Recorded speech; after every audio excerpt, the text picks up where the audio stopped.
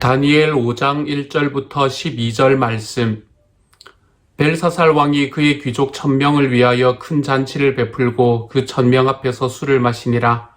벨사살이 술을 마실 때에 명하여 그의 부친 느부갓네살이 예루살렘 성전에서 탈취하여 온 금 은그릇을 가져오라고 명하였으니 이는 왕과 귀족들과 왕후들과 후궁들이 다 그것으로 마시려 함이었더라. 이에 예루살렘 하나님의 전 성소 중에서 탈취하여 온 금그릇을 가져오매 왕이 그 귀족들과 왕후들과 후궁들과 더불어 그것으로 마시더라. 그들이 술을 마시고는 그 금, 은, 구리, 쇠, 나무, 돌로 만든 신들을 찬양하니라. 그때에 사람의 손가락들이 나타나서 왕궁 촛대 맞은편 석회벽에 글자를 쓰는데 왕이 그 글자 쓰는 손가락을 본지라. 이에 왕의 질기던 얼굴빛이 변하고 그 생각이 번민하여 넓적다리 마디가 녹는 듯하고 그의 무릎이 서로 부딪힌지라. 왕이 크게 소리질러 술객과 갈대아 술사와 점쟁이를 불러오게 하고 바벨론의 지혜자들에게 말하되 누구를 막론하고 이 글자를 읽고 그 해석을 내게 보이면 자주색 옷을 입히고 금사슬을 그의 목에 걸어주리니 그를 나라의 셋째 통치자로 삼으리라 하니라. 그때에 왕의 지혜자가 다 들어왔으나 능히 그 글자를 읽지 못하며 그 해석을 왕께 알려주지 못하는지라. 그러므로 벨사살 왕이 크게 번민하여 그의 얼굴빛이 변하였고 귀족들도 다 놀라니라. 왕비가 왕과 그 귀족들의 말로 말미암아 잔치하는 궁에 들어왔더니 이에 말하여 이르되 왕이여 만수무강하옵소서. 왕의 생각을 번민하게 하지 말며 얼굴빛을 변할 것도 아니니이다. 왕의 나라에 거룩한 신들의 영이 있는 사람이 있으니 곧 왕의 부친 때에 있던 자로서 명철과 총명과 지혜가 신들의 지혜와 같은 자니이다. 왕의 부친 느부갓네살 왕이 그를 세워 박수와 술객과 갈대아 술사와 점쟁이의 어른을 삼으셨으니 왕이 벨드사살이라 이름하는 이 다니엘은 마음이 민첩하고 지식과 총명이 있어 능히 꿈을 해석하며 은밀한 말을 밝히며 의문을 풀 수 있었나이다. 이제 다니엘을 부르소서. 그리하시면 그가 그 해석을 알려드리리이다 하니라. 아멘. 오늘 우리가 읽었던 다니엘서 5장의 말씀은 4장까지의 말씀 동안 주인공처럼 등장을 했던 느부갓네살, 그 사람 이후에 수십 년 이후에 일어난 일을 이야기를 해주고 있습니다. 벨사살이라는 사람은 당시의 신바벨론 제국의 마지막 왕이었던 사람이었습니다. 이 사람 때에 이 신바벨론 제국이 메대와 바사의 연합군, 이 메디아라는 나라와 페르시아라는 나라의 연합군에 의해서 멸망되게 되는 것이지요. 역사가 헤로도투스에 의하면 오늘 나오는 이 말씀, 우리가 읽었던 이 이야기가 바로 그 나라가 멸망하는 그날에 일어났던 이야기다라는 것을 우리에게 보여주고 있기도 합니다. 이 벨사살이라는 왕이 지금 귀족 1000명을 놓고 그들과 함께 잔치를 벌이고 있는 장면이 오늘의 말씀입니다. 큰 잔치를 벌이는 중에 이 사람이 어떤 명령을 내리나 하면 예루살렘에서 가져온, 다시 말해서 하나님의 전에서 가져왔던 그 하나님을 섬기기 위한 집기들, 하나님의 전을 섬기기 위한 그 잔과 그릇들, 그것들을 가지고 내어와서 그들이 지금 행하고 있는 이 잔치자리에서 사용을 하게 만들어라 라고 명령을 하게 되었죠. 이 명령이 하나님의 마음에 들지 않았던 겁니다. 하나님께서는 이렇게 이 자기를 만홀히 여기는 사람을 결코 좋아하시지 않거든요. 그렇기 때문에 이러한 일들이 일어나자 그렇게 명령을 하고 그 잔치자리가 되자 그때에 벽에 갑자기 손이 하나 나타나서 손이 여러 개가 나타나서 벽에 글을 쓰기 시작을 하는 겁니다. 그 글이 어떤 글인지에 대해서는 우리가 모레 이야기를 하게 될 겁니다. 어쨌든 글을 하나 쓰기 시작을 해요. 그런데 그 글이, 그렇게 쓰여진 글이 어떤 글인지도 잘 모르고, 그리고 그것이 어떤 의미인지도 몰라서 왕이 굉장히 많이 큰 번민에 빠져 있는 모습이 오늘의 말씀입니다. 그때 당시에 자기 주변에 있던 많은 지혜자들이 있었지만 이 지혜자들이 그 글이 어떤 글인지도 어떤 의미인지도 그리고 그것의 해석이 어떠한지도 알지 못하는 상황이었던 것이지요. 그렇게 하는 과정 속에서 이제 왕비가 등장을 하게 됩니다. 그렇죠? 왕비가 등장을 해서 이 왕비가 왕에게 하나의 이야기를 해주고 있는 겁니다. 그게 누구에 관한 이야기인가 하면 다니엘에 관한 이야기였습니다. 당신의 아버지, 여기에서 아버지라고 이야기하는 것은 당신의 조상이라고 해석을 하시면 됩니다. 당신의 위에 있던 왕이었던 바로 그 느부갓네살이라는 사람이 왕일 때에 바로 이 다니엘이라는 사람이 그 사람의 꿈을 잘 해석해 주었던 사람입니다. 그러므로 지금 그 사람을 불러보십시오. 지금 당신에게도 그 사람이, 지금 이 벨사살 왕에게도 그 사람이 올바른 해석을 들려줄 것입니다. 라고 이야기를 하는 것이 오늘 왕비의 이야기가 되는 것이지요. 여기까지가 오늘의 말씀의 마지막입니다. 지금 왜 이 벨사살이라는 왕은 이 다니엘이라는 사람을 모르고 있었을까요? 제가 아까 느부갓네살이라는 사람 이후에 수십 년이 지난 다음이라 그랬잖아요. 그렇죠? 대충 이 역사에 의하면 정확한 역사는 알지 못하지만 대강의 역사에 의하면 이때 당시에 벨사살 왕의 나이는 한 35에서 40 정도 되었을 것이라고 생각을 하고요. 다니엘은 한 85 정도가 되었을 것이라고 보통은 추정을 합니다. 그렇기 때문에 다니엘은 이제 그때 당시에 모든 이 관직에서 내려왔던 사람이 되는 거죠. 다 은퇴하고 그리고 이제 있는 사람이 되었기 때문에 아마도 벨사살 왕이 지금 한 10년 정도 다스리고 있는 중이었거든요. 그 10년 정도 다스리는 중에는 이 다니엘이라는 사람은 이미 은퇴하고 집에서 쉬고 있는 상황이었을 것이기 때문에 이 다니엘이라는 사람을 잘 모르고 있었던 것 같습니다. 그래서 벨사살 왕에게 이 왕비가 그때 당시의 상황을 이야기를 해주면서 그 사람을 데리고 오면 그 다니엘이 당신에게 이 글의 의미가 무엇인지 그리고 이 글이 어떤 것을 이야기하는 것인지를 가르쳐 줄 것입니다. 라고 말하는 장면이 오늘의 말씀입니다. 오늘의 말씀을 이해하기 위해서는 우리는 역사적인 상황을 조금만 더 깊이 알 필요가 있습니다. 왜냐하면 이 벨사살 왕이라는 사람이 등장을 하고 우리 어제까지 읽었던 말씀 속에서 느부갓네살이라는 왕이 등장을 했고 우리가 토요일 날부터 읽을 말씀 속에서 또 다리오라는 왕이 등장을 합니다. 이런 왕들의 이야기가 나오기 때문에 우리는 이 왕들의 스토리에 대해서 조금은 알고 있어야 전체적인 내용을 이해하는 데 큰 무리가 없을 듯합니다. 이 벨사살이라는 사람은 어떤 왕이었을까? 벨사살이라는 왕은 아까도 말씀드렸지만 신바벨론 제국, 이 바벨론 제국의 마지막 왕이었던 사람이었습니다. 이 사람은 사실은 그의 아버지였던 나보디누스라는 사람의 아들이었습니다. 이 나보디누스라는 사람이 이 바벨론 전체의 패권을 차지하고 난 다음에 이제 그의 아들이 되었던 사람이 벨사살이라는 사람이었고 그냥 아들이었던 것이 아니라 아마 나보디누스라는 이 사람이 왕위를 잡을 때에 거기에 큰 역할을 함께 감당했던 사람이 바로 이 벨사살이라는 사람이었던 것 같습니다. 근데 나보디누스라는 이 사람은 조금 이상한 사람이었습니다. 당시의 문화로 바라보면요. 그때 당시에 이 바벨론 전체를 다스리던 신은 마르둑이라는 신이었습니다. 사람들은 그때까지 마르둑이라는 신을 섬기면서 살아오는 것이 그들의 전통처럼 되어 있었었지요. 그런데 여기에서 말하는 마르둑이라는 신을 이제 이 나보디누스라는 왕은 섬기질 않는 겁니다. 이 사람의 마음속에 있는 하나의 신은 무엇이었나 하면 그때 달의 신으로 유명했던 신이라는 신이었습니다. 이 달의 신이었던 신을 섬기고 있던 나보디누스라는 사람이 이 마르둑을 섬기고 있던 이 바벨론의 왕이 된 것이지요. 그렇기 때문에 이 나보디누스라는 왕은 그때 당시에 바벨론의 지도층과 굉장히 큰 충돌을 겪을 수밖에 없었습니다. 이렇게 충돌을 겪는 과정 속에서 이 나보디누스가 선택한 것은 무엇인가 하면 그는 수도에서 자기와 계속해서 충돌이 일어나니까 그 수도에서 다스리는 것을 포기하고 테이마라는 곳으로 갑니다.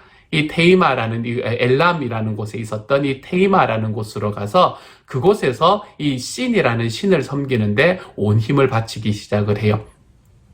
그렇게 하니까 왜 나라 전체에 지도력의 공백이 생기지 않겠습니까? 그렇죠? 그래서 이 지도력의 공백을 없애기 위해서 자기의 아들이었던 이 벨사살이라는 사람, 자기가 왕위를 잡기까지 굉장히 큰 역할을 하였던 자기의 아들인 벨사살 왕을 벨사살이라는 사람을 나라의 공동 통치자로 세워서 이 바벨론의 수도에 남겨두게 되는 거지요. 그래서 이 벨사살이라는 사람은 이 나보디누스라는 사람이 여전히 왕일 때에 그는 이 바벨론의 수도에서 10여 년간을 이 공동 통치자로 함께 다스리게 되는 것입니다.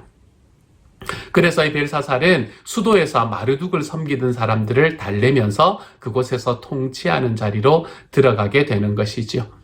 그렇기 때문에 벨사살은 왕이었지만 사실은 왕이 아닌 사람이었습니다. 옛날에 우리나라의 말로 말하면 세자 같은 사람이었는데요. 마치 왕의 역할을 하는 것 같은 그런 세자, 이런 사람이라고 말할 수 있겠습니다. 그렇기 때문에 벨사살은 나라의 사실은 첫 번째 통치자가 아니라 두 번째 통치자인 상황이었거든요. 그래서 오늘 말씀에서 7절의 말씀을 보면 이 글이 무엇인지를 해석해 주는 사람에게는 내가 자주색 옷을 입히고 금사슬을 목에 걸고 나라의 셋째 통치자로 삼겠다라고 이야기하지 않습니까? 그렇죠? 왜 셋째 통치자로 삼을 수밖에 없었는가? 왜냐하면 자기가 둘째 통치자였기 때문입니다. 이때 나보니두스라는 비록 정치에 관심은 가지지 않고 비록 실제 통치하는 자리에 들어오지는 않았지만 자기의 아버지가 첫 번째 통치자였고 자기의 아버지가 그 달의 신인 신이라는 신을 섬기기 위해서 나라의 국정을 좀 내팽개쳤으니까 자기는 공동 통치자로 두 번째 통치자로서 그 나라를 다스리고 있었고, 그리고 지금 이 글을 해석해 주는 사람을 나라의 세 번째 통치자로 삼겠다. 다시 말하면 자기 바로 밑에 있는 지위에 올려주겠다라고 이야기하는 것을 이야기하고 있는 것이지요. 이런 사람이 바로 이 바벨론의 마지막 왕이었던 벨사살이라는 사람이었습니다. 다니엘 5장의 말씀을 보면 이 잔치가 끝난 후 그날 밤에 벨사살 왕이 죽임을 당하고, 그리고 페르시아 군대가 이 메디아와 페르시아의 연합군이 바벨론을 점령하게 되는 것을 우리에게 이야기해 주고 있는 것이지요. 자, 이런 상황들 속에서 이제 이러한 상황 속에서 글이 이제 적혀졌습니다. 그렇죠? 그 글이 어떤 글인지, 그게 어떤 의미인지는 알지 못하는 이 상황 속에서 자, 저와 여러분에게 다가오는 사본명약죄는 무엇일까요? 우리는 이 말씀을 바라보면서 어떤 사본명약죄를 발견할 수 있는 것일까요? 오늘 저는 여러분에게 우리가 따르지 않아야 할 한 가지의 본을 이야기하려고 합니다. 따르지 않아야 할 하나의 본은 무엇인가 하면, 이제 나라가 멸망되어가는 바로 그 마지막의 시기에 이 바벨론의 왕이었던 벨사살이 선택한 것은 그의 귀족들과 함께 누리는 사치와 향락이었다는 바로 이 본입니다. 마지막 날이 다가오고 있다는 것을 아마 이 왕도 알고 있었을 거예요. 그렇죠? 마지막 날이 다가오고 있고 자기의 통치의 마지막이 점점 다가오고 있다는 것을 느끼고 알고 있던 왕이 마지막에 선택한 것은 무엇인가 하면 자기의 주변에 있는 사람들과 같이 즐기는 사치와 향락, 그리고 그것을 통해서 그때 자기에게 다가오는 그 많은 어려움들을 잊어버리려고 하는 곳으로 들어가는 바로 그러한 본을 우리에게 보여주고 있지 않습니까? 이 말씀을 통해서 우리는 따르지 않아야 할 본이 무엇인가라는 것을 깨닫게 됩니다. 이 벨사살이라는 왕에게 이 왕위의 마지막이 점점 다가오고 있는 것처럼 지금 저와 여러분이 살고 있는 이 세대도 하나님께서 이 역사의 마지막을 이야기하시는 그날이 점점점 다가오고 있다는 것을 우리는 보고 있고 알고 있습니다. 예수님께서 재림하시는 때는 점점 다가오고 있습니다. 우리는 그날을 향해서 걸어가고 있지요. 그러한 과정 속에서 우리가 선택해야 하는 일이 무엇인가? 오늘 우리 이 바벨론의 마지막 왕이었던 벨사살 왕은 그러한 상황 속에서 나의 사치와 나의 향락, 케세라세라를 선택하며 살아가는 본을 우리에게 보입니다. 하지만 우리는 이 본을 쫓아가서는 안 되겠지요. 우리가 말세가 다가옴을 보면 볼수록 우리가 나아가야 되는 길은 너무나 분명히 결정되어 있는 것 같습니다. 저는 여러분에게 누가복음 21장 34절부터 36절까지의 말씀을 읽어드리려고 합니다. 이 세 가지의 복음서, 마태복음서, 마가복음서, 누가복음서에서는 예수님께서 이 땅의 마지막 말세가 될 때 어떤 일이 일어나는가라는 것을 굉장히 자세하게 설명하고 있는 것이 한 장씩 포함되어 있습니다. 그 중에 누가복음 21장 말씀, 그 중에서도 34절부터 36절까지의 말씀은 우리에게 이렇게 이야기합니다. 한번 들어보세요. 너희는 스스로 조심해서 방탕과 술 취함과 세상살이의 걱정으로 너희의 마음이 짓눌리지 않게 하고, 또한 그날이 덫과 같이 너희에게 닥치지 않게 하여라. 그날은 온 땅에 사는 모든 사람에게 닥칠 것이다. 그러니 너희는 앞으로 일어날 이 모든 일을 능히 피하고 또 인자 앞에 설 수 있도록 기도하면서 늘 깨어 있어라. 아멘. 이렇게 말합니다. 우리에게 다가오는 마지막 날이 있다는 것을 알 때에 우리는 하나님 앞에서 늘 깨어 있는 자리를 선택하며 살아가야 합니다. 그렇기 때문에 내가 이 땅을 내 마음대로 살겠다. 그렇기 때문에 케세라세라. 내가 원하는 대로, 내가 바라는 대로 그냥 살다가 끝내버리겠다라는 생각을 하셔서는 안 됩니다. 우리들의 삶은 이 땅이 전부가 아니라 이 땅에서의 삶이 끝나고 나면 우리 주님의 심판대 앞에 서야 할 것이기 때문입니다. 우리 주님의 심판대 앞에 섰을 때 우리가 주님 앞에 나아가는 그 길을 선택할 수 있기 위해서, 우리 주님 앞에 바르게 설 수 있는 그 자리에 서기 위해서 우리는 우리들의 삶 속에 하나님 앞에 기도함과 예배로 설 줄 아는 사람이 될 줄 알아야 합니다. 그러므로 사랑하는 여러분, 주님의 날이 다가옴을 보면 볼수록 우리들의 삶이 주님 앞에 깨어 있을 수 있는 하나님의 사람이 되십시다. 어떻게 깨어 있나요? 기도하고 예배함으로 깨어 있으십시다, 여러분. 말씀의 거울에 자기를 비추어 보면서 깨어 있으십시다. 공의와 긍휼에 합당하게 살면서 깨어 있으십시다. 이렇게 하나님 앞에서 기도와 예배로 말씀의 거울에 나를 비추며 공의와 긍휼에 합당하게 살면서 우리 주님 앞에 깨어있는 삶을 살아가는 바로 그때에 하나님께서 저와 여러분의 삶에 우리 주님의 놀라운 능력과 은혜를 더해 주실 것입니다. 그렇게 살아가는 것이 우리가 이 땅의 마지막을 바라보며 살아가는 방식이 되는 것이지요. 사랑하는 여러분, 마지막의 때가 오는 것을 보면 볼수록 우리는 더욱 깨어서 살아가는 사람이 되어 가십시다.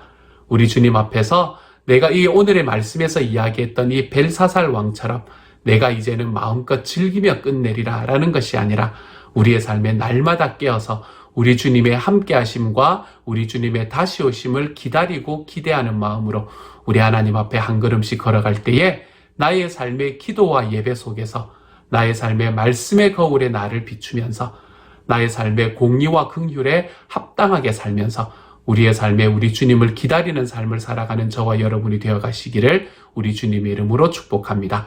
같이 한번 기도하겠습니다. 사랑하는 하나님 감사합니다.